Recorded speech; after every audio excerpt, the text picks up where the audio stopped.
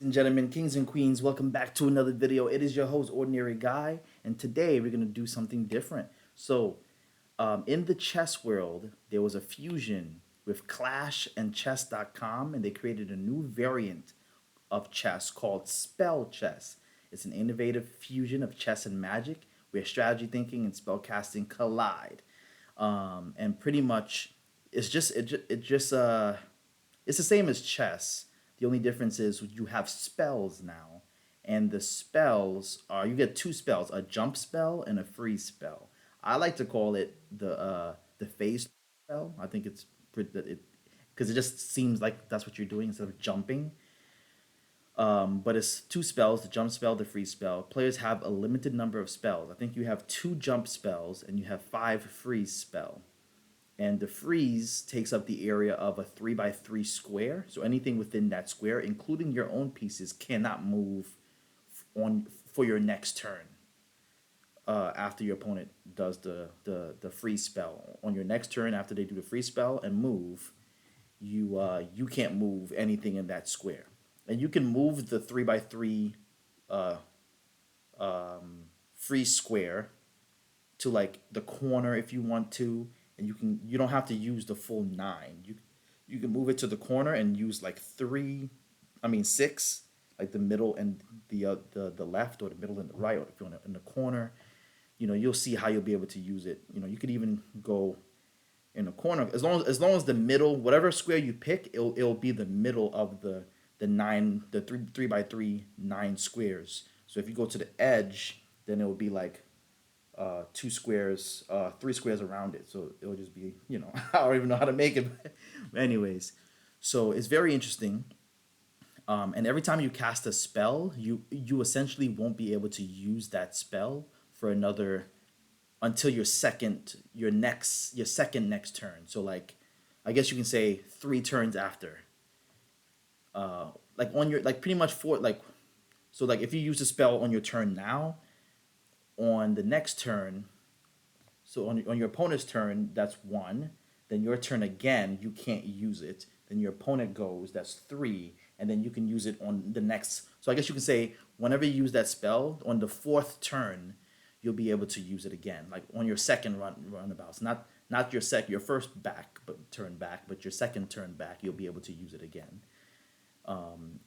Makes the game different. It's a different way of playing. You know? And for the jump is pretty much whatever square that you cast a spell on, you can jump over that square. So, for example, if you have a rook seeing a queen on that diagonal, but you have a pawn in the way, you can you can put a jump spell on that pawn square, and that's why I like to call it phase through, because it looks like you're phasing through that pawn or jumping over that pawn, and you can take the queen.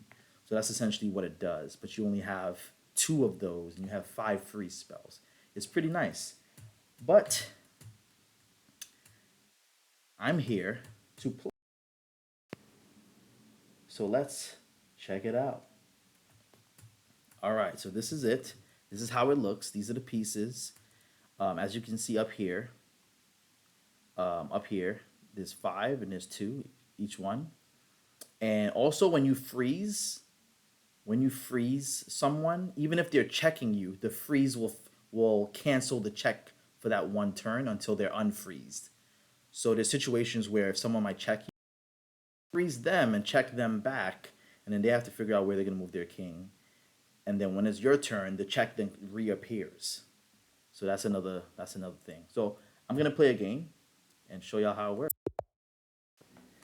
All right, so I'm black. Ooh, he's a 1700 already. Sheesh. So I'm gonna play here. See, so him playing there, he's already seeing my king. Oh, also in this game, not only can you checkmate someone, but you can just capture the king, which is awesome. So in this case, what he could do if I'm not careful, he would use a jump spell and put it on my pawn right here, and then he would jump over the pawn and eat my king and win the game. So I got to be cautious when it comes to that. So normally I like to develop to kind of like stop that attack, because if you could only phase through one square, so he can't just phase through this and go through it, the whole thing. He has to phase through one square at a time. So if he phased through this knight, he would just jump over the knight and eat my pawn, and then my king, bishop, or queen can take him. Very smart. He decided to take my my knight and freeze all my pieces here. So every piece here can't move. And then not to mention, if I don't do something, he would just phase and freeze my king. He can, well, I call it phase, but I should really use the right term. He would just jump over this piece by putting a spell on this square, on this specific square, and then he would just eat my king. Things either I move this, or I can freeze him back. So what I could do is freeze him back so he can't move, and then I can move something else. And since he used a freeze, he can't freeze. And I think you can only use one spell at a time too. You can't like use a freeze and then use another spell. It's one spell at a time. And I'm thinking, if I move a piece in this square, I can't move either. So maybe I will go. I'm gonna do this, and maybe freeze this, so I get it. So then I can play this. But then playing that might not be good because then he'll just push, and then my bishop will be in danger. Um, so I think best bet is just to freeze, and I'm just gonna develop. So now he's frozen. He can't move.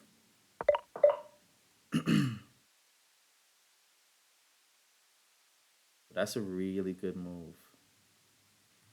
So what he's doing here, he has two attacks. He's really good. He's 17, 17, 11. So what he did here was he has two attacks.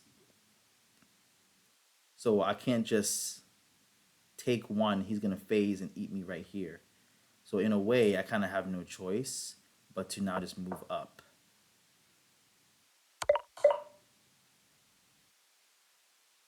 So this is how he gets people. Man, this is tough. Because now I can't move at all.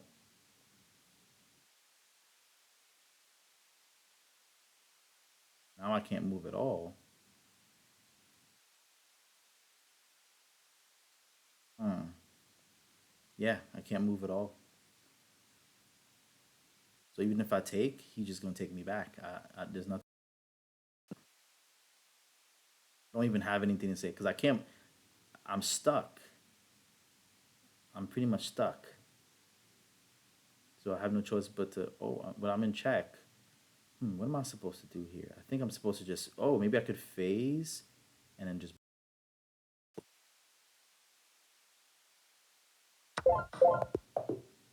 Yeah,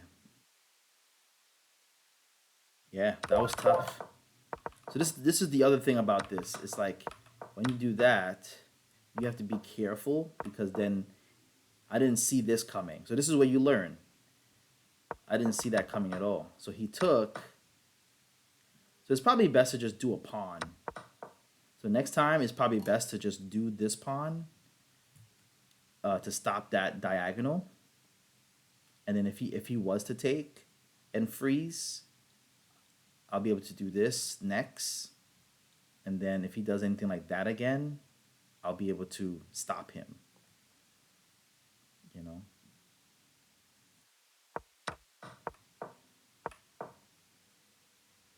Yeah, it's crazy. And I think that was my only move. Yeah, that might have been my only move. That's crazy. All right, so let's play one more.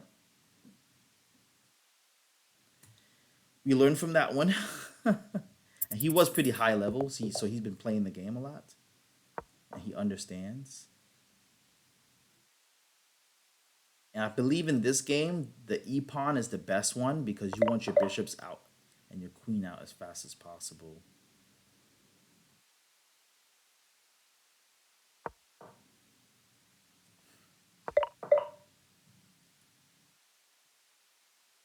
Now I see why people do this because now I can't do the same techniques. Because what I could do is I can take and freeze everything and have this, but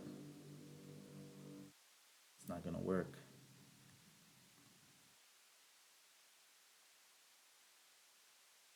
If I go here, he can phase and eat the bishop.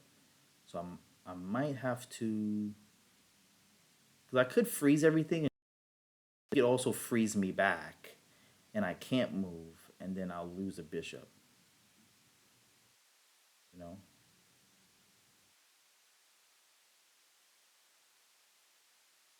if I phase through and bring my queen here, he's just gonna come back and phase through and eat this, and then that would suck. That would definitely suck. So let's just move it back. However, he could freeze me right now and then push this pawn.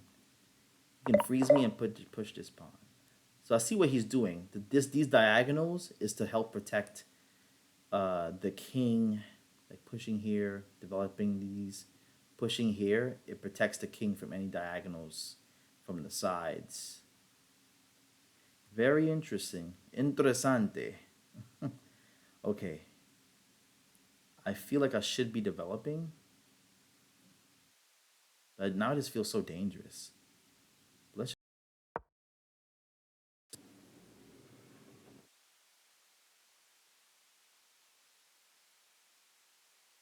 because what I could do is try to freeze. See, now he's attacking me. Well, this kind of sucks because now he's attacking me, and if I block it, he phase through and eats me. So now I have to like freeze this. I can freeze this and then push a pawn.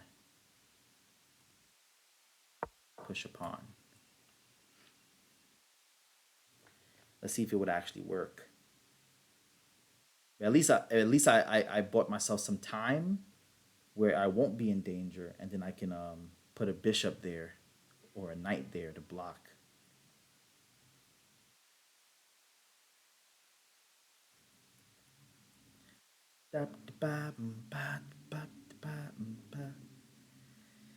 Oh man, strategies in chess. Like you're thinking chess in your head, and it's just like nah. With the spells and stuff, you can't just do anything.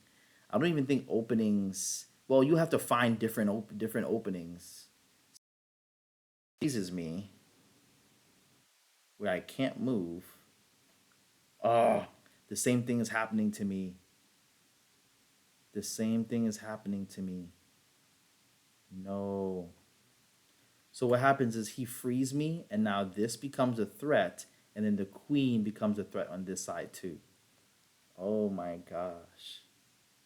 So no matter what I do, like the king is in danger. If I stop this, it's almost like a double check in a way. So in this game, if you get double checked in different locations, you're in trouble.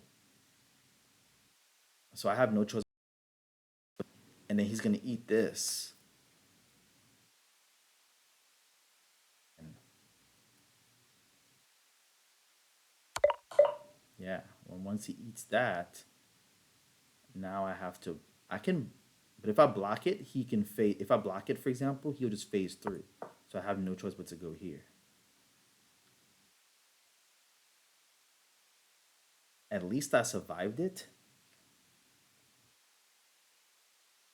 The bishop and queens in this game is very dangerous. Very dangerous.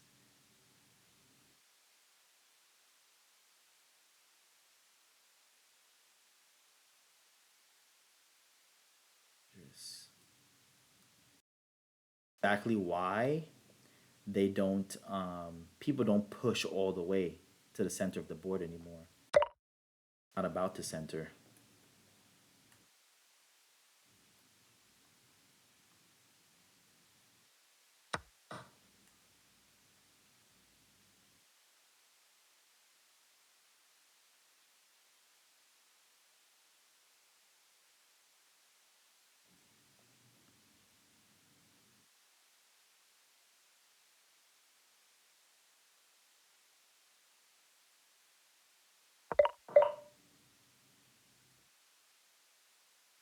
Boy, what a drag.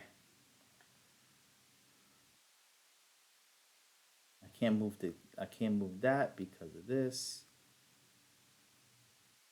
I can push this and freeze him, but then he'll freeze me. Damn, this sucks.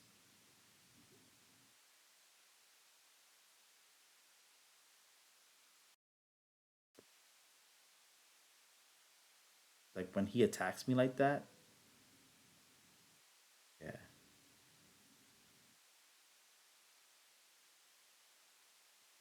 Can't use a freeze because if I use a freeze, for example, he's just gonna take.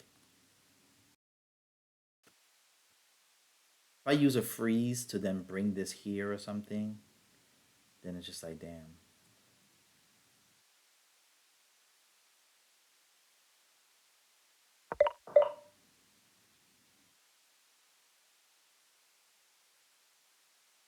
So I could bring the queen into the game.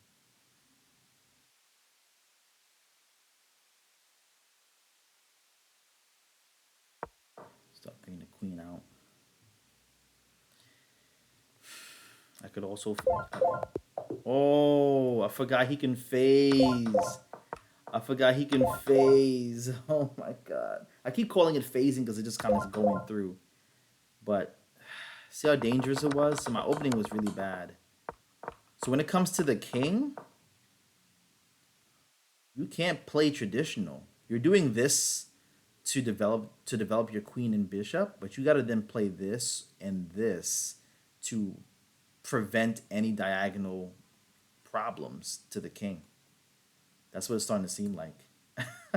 Well, I lost 2 games. I was doing well earlier when I first started learning the game, but I just lost 2 games. They were really good though. But yeah, this is spell chess. It's pretty fun, freezing your opponents and jumping over pieces to take people's rooks or king or whatever. And I love the idea that you can just eat a king and win the game. I have to just rely on a checkmate, but you could also checkmate. It's fun.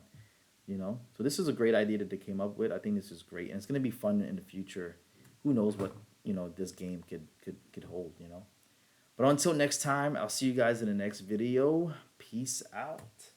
That's the end of my video for spell chess. Check it out on chess.com.